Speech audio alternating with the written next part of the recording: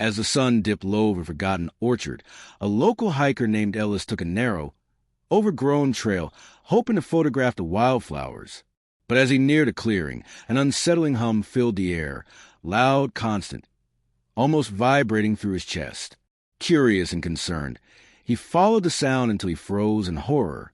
There, in the center of the field, stood a golden retriever, chained tightly to a rusting wooden post.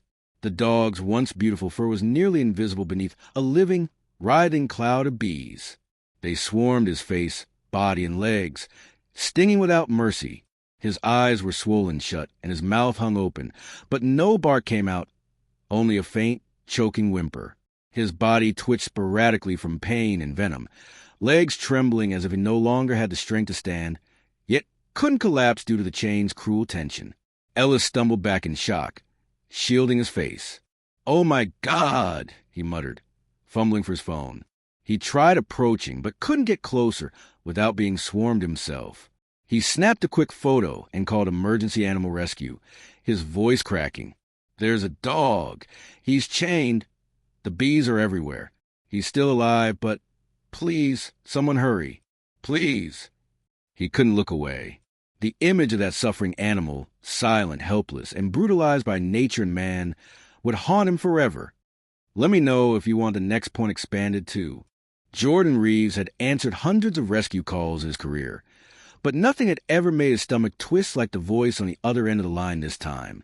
The caller sounded panicked, desperate, almost in tears. "There's a dog. He's chained. And bees. There are so many bees. He's still alive, but I can't get close. Please hurry." Without hesitation, Jordan grabbed his gear, a full bee protection suit, thick gloves, 2 canisters of bee smoke, and a medical kit. He slammed the back of his rescue truck shut and sped off toward the coordinates he was given, his mind racing with worst-case scenarios. He'd dealt with aggressive hives before, but never one targeting a defenseless animal. This wasn't a normal rescue. This was a crisis. As he approached the old orchard, the first thing he noticed was a sound. The buzzing wasn't a background hum. It roared like a storm. The air shimmered with movement, like static crackling over everything. Then, as he slowed the truck and stepped out, he saw it. In the clearing, just beyond the tall grass, stood a wooden post. Attached to it was what looked like a large, quivering black ball. But as Jordan stepped forward, his breath caught. It was a dog. The golden retriever was still upright, barely, but his body was engulfed, almost devoured, by a thick, moving mass of bees. Only the faintest outline of his form could be seen through the swarm. Jordan's jaw clenched. He had to act and fast. Jordan pulled the bee suit over his body with practiced urgency, sealing the zippers tight around his boots and gloves. The helmet came down last, a thick mesh veil snapping into place as his vision narrowed into focused clarity. Every second mattered. The sound of the swarm had grown louder, almost alive, like 1,000 tiny wings crying out in unison. He crouched beside the back of his truck, grabbing 2 smoker canisters. He filled them quickly with dried leaves and pine straw, lit them, and pumped the bellows until thick, gray smoke curled upward. The scent was strong and sharp. Bees hated it. It didn't hurt them, but it disoriented them, calmed their aggression temporarily. Jordan took a deep breath and stepped forward. Immediately, the swarm responded. The air thickened. Bees slammed into his veil, dove at his gloves, bounced against his chest plate. Their bodies made soft, rapid-fire thuds against the mesh like hail. But Jordan didn't waver. Each step toward the dog was slow, deliberate. Sudden movement could trigger a full attack, and the last thing he wanted was to agitate the swarm further.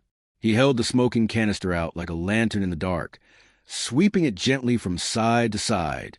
Smoke rolled over the grass and into the cloud. A few bees backed away.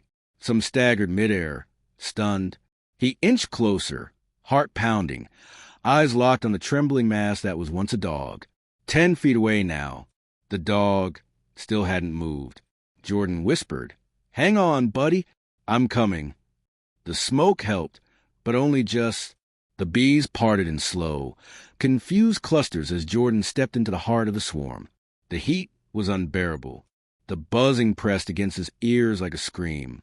His boots crushed dead grass and a few twitching bees as he knelt beside the post. Up close, the dog looked far worse.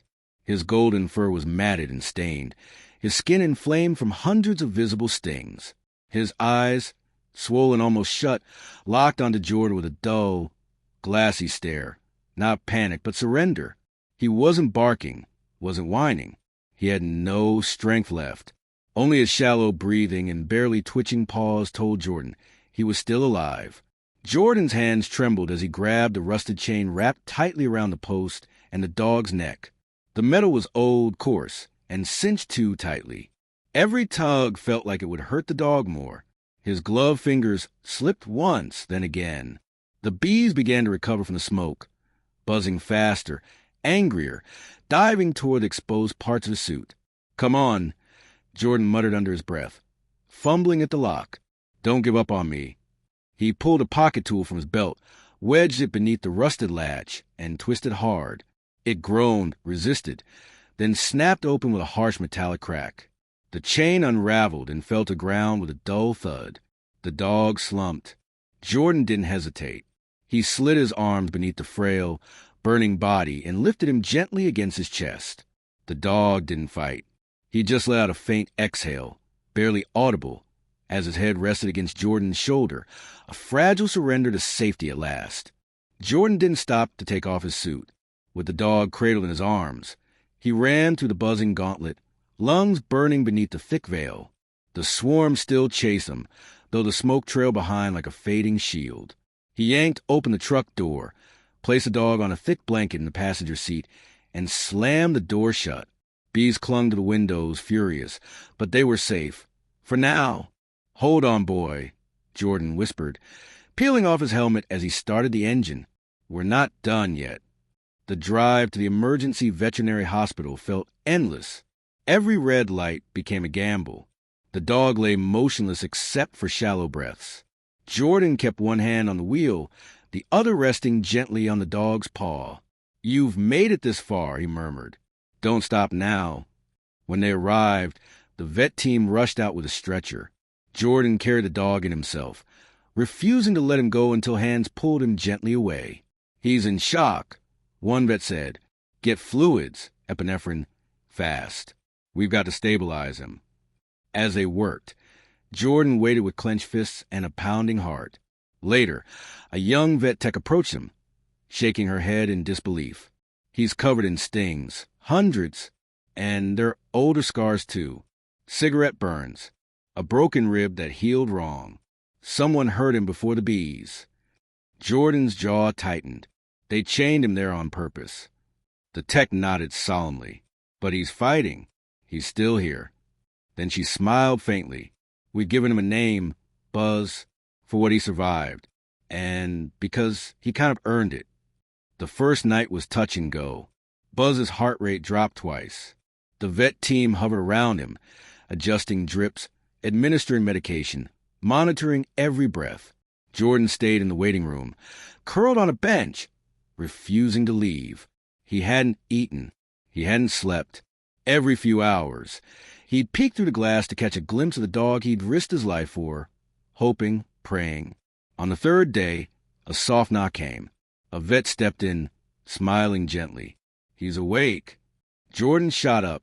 Inside the recovery room, Buzz lay curled on a fleece pad, his body still swollen, eyes puffy but open. And when Jordan stepped through the door, the dog's tail gave a weak, slow thump against the blanket. It was barely audible but unmistakable. Recognition, gratitude, hope. Jordan knelt beside him, speaking softly. "Hey, buddy, you remember me?" Buzz's gaze followed him, slow but steady. He didn't flinch. He didn't tremble. His breathing stayed calm. From that moment, Jordan visited every day. He brought cooked chicken, soft toys, and a warm voice that Buzz began to trust. The tail wag grew stronger. The flinch in his eyes faded.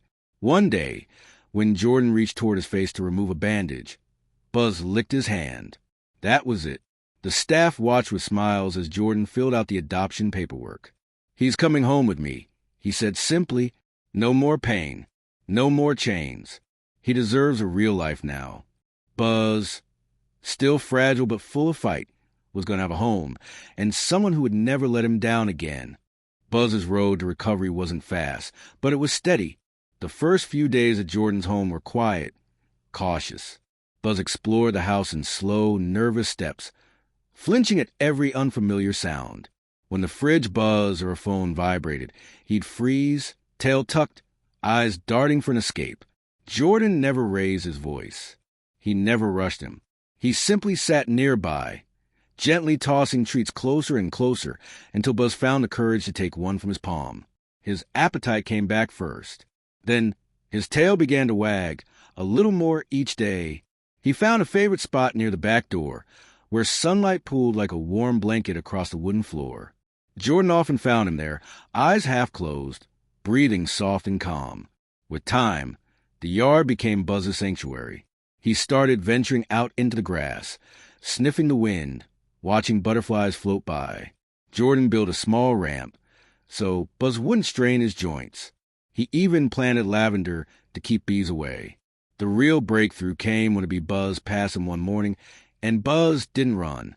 He stood still, body tense, but didn't flinch. Jordan noticed and slowly walked over, kneeling beside him. "You're okay," he whispered. "It's not like before." Buzz turned and licked his hand. The bond between them had grown unshakable. Jordan was no longer just his rescuer. He was his safe place, his protector, his family. Every night, Buzz curled up beside Jordan's bed. Every morning, he greeted him at the door like it was the first time. Fear still lived in Buzz, but love lived there too, and it was winning. Buzz's story spread faster than Jordan ever expected. What started as a post on a local animal rescue forum turned into a viral story shared across the country. Photos of the golden retriever who survived to be attacked, who endured cruelty and found a second chance. The world fell in love with him. Messages poured in, some heartbroken, others hopeful. People wrote things like, "He gives me strength," and "If Buzz can heal, maybe I can too." Soon, Buzz became more than just a dog. He became a symbol. Children from nearby schools took field trips to visit him. They'd sit on Jordan's porch in a quiet circle while Buzz lay in the grass, his tail thumping as little hands gently stroked his fur. Teachers used his story to teach kindness, empathy, and resilience. Animal shelters reported increased adoptions. Donations flooded in, many labeled simply, "For Buzz." Local news called him the brave survivor. A vet stitched a small paw print patch for his collar that read, "Unbroken. Despite everything, Buzz remained gentle, though still cautious around buzzing sounds. He no longer panicked. On warm afternoons, he'd stretch out in the sun, eyes closed, head tilted into the breeze. The occasional bee would wander past, but Buzz wouldn't move.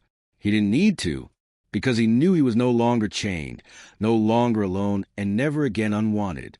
He was safe. He was home. He was loved, endlessly. And in that quiet golden peace, he finally found what he'd always deserved, a life that didn't hurt.